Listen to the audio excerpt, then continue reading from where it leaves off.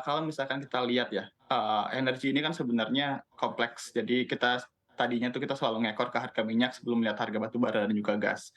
Nah, kalau memang, di perhitungan kami itu kalau kita menggunakan, apa namanya, unit perhitungan yang sama, ketika harga minyak itu 100 maka harga batu bara itu akan mencapai $490 per tonnya, seperti itu. Jadi, apa namanya, harga masih sangat bisa bergerak, lebih tinggi hingga batas batu bara tidak bisa dikatakan lagi sebagai energi substitusi yang murah, Mhm, seperti itu. mhm. Nanti penggeraknya itu apa, ya mungkin aja akan ada black swan lagi yang kita tidak bisa prediksi seperti kemarin, G7, apa namanya, komit untuk, menetapkan price cap untuk harga minyak, Rusia, terus juga, itu berdampak ke harga minyak global dan juga, apa energi substitusinya batu bara, plus, eee, apa namanya, sebagai balasan Rusia tidak mau lagi, mengaktifkan Nord Stream-nya, untuk mengaliri gas ke apa namanya, ke Euro. Makanya harga batu bara dan juga harga gas di Uni Eropa itu melesat, seperti itu. Mhm.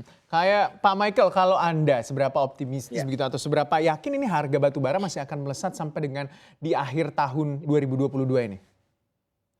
Cukup optimis, Pak. Kita lihat sih setidaknya, energy crisis makin akan, lebih parah sampai dengan, akhir tahun ya, apalagi kita juga akan lihat ada winter restocking di, negara-negara seperti di US ataupun di China sampai dengan akhir tahun. Inventory days untuk di China dan pun di India dari segi coal inventory juga relatively cukup rendah. Jadi, kita melihat harga saat ini pun di bulan-bulan September belum masuk winter season pun harga sudah segini tinggi gitu ya, Mhm, apalagi nanti waktu kita udah masuk musim dingin ya, mhm, di akhir tahun, kemungkinan restocking akan mulai, 1 sampai 2 bulan sebelumnya mhm, misalnya, itu pun, akan tetap mendukung atau mensupport harga jual, mhm, batu baranya. mhm, Jadi timeline menurut kita sih sampai dengan akhir tahun once restocking sudah mulai mereda atau udah mulai stop gitu ya, menjelang, masuknya musim, eee, spring, atau di bulan, Februari atau Maret, di tahun depan, itu, mungkin baru ada koreksi di mhm. harga batu bara. Oke, berarti ini murni karena demand-nya yang tinggi, bukan karena ada ulah trader? Untuk saat ini ya, kita lihat sih memang demand-nya cukup tinggi, beberapa power plant, yang dibangkitkan kembali di Eropa juga itu menggunakan batu bara. Mhm, Di India pun kita lihat ada demand untuk batu bara yang masih cukup tinggi. mhm, Jadi memang energy crisis ini mendorong, negara-negara yang memang sebelum ini, berencana untuk mengalih dari, source of energy yang dari batu bara atau minyak ke renewables kan ya, tetapi sekarang mau nggak mau harus balik lagi eee, ke batu bara lagi gitu, mhm. selama energy crisis ini masih, berkelanjutan. Iya, apalagi kalau kita lihat secara cost sebenarnya ketika dibakar untuk menjadi sebuah energi begitu ya, untuk energi listrik Betul, ya batu bara adalah salah satu pilihan yang affordable bagi cost, murah, dari untuk betul, pembangkit listrik begitu. Nah, dari kacamata ya. Pak Zudi melihat dengan kenaikan harga batu bara yang bisa saya bilang gila-gilaan all time high begitu, seberapa besar momentum ini bisa juga dimanfaatkan bagi pelaku industri batu bara di dalam negeri untuk bisa tentunya meningkatkan produksi juga dan Indonesia sebagai negara yang, penghasil batu bara sangat besar memainkan posisi yang sangat strategis tentunya.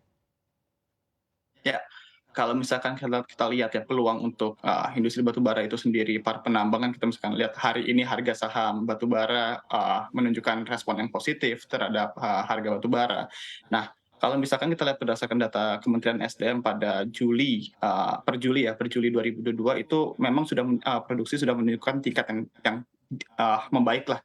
Kita lihat, per Juli kemarin itu produksi ada di sekitar 380, juta ton. Sementara di tahun sebelumnya itu cuma mencapai 350 juta ton. Padahal kita tahu sendiri di awal tahun kan sempat ada apa namanya export ban ya, yang sempat mendiscourage para penambang batubara untuk mengurangi produksinya. Tapi mereka memanfaatkan momentum dengan baik. Mereka melakukan apa namanya restocking alat berat untuk melakukan penambangan dan mereka mencari partner-partner baru dari Uni Eropa.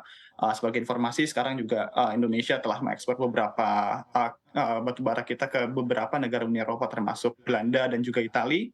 Pada padahal kita sebelumnya telah membuka ekspor ke pasar-pasar tersebut, seperti itu. Jadi memang masih masih bisa banget peluang ini dimanfaatkan untuk, produsen batu bara untuk, mendapatkan laba yang sebesar-besarnya, Mhm. seperti itu. Tapi Anda optimis tidak untuk produksi batu bara Indonesia itu bisa mencapai target atau sesuai target di tahun 2022 ini dan ekspornya juga mungkin bisa mencapai target atau melampaui target dengan permintaan yang meningkat ya? Oke, kalau ditanya optimis atau tidak, mungkin saya optimis. Tapi kan kita juga harus melihat ya, ada kendalanya nih. Kendalanya itu apa sih? Yang paling umum kita lihat masalah cuaca. Kita tidak tahu sekarang kita ada di musim apa, musim hujan atau musim panas. Ini sangat random sebenarnya perubahan cuaca ini. Itu juga akan berpengaruh ke produsen batu bara.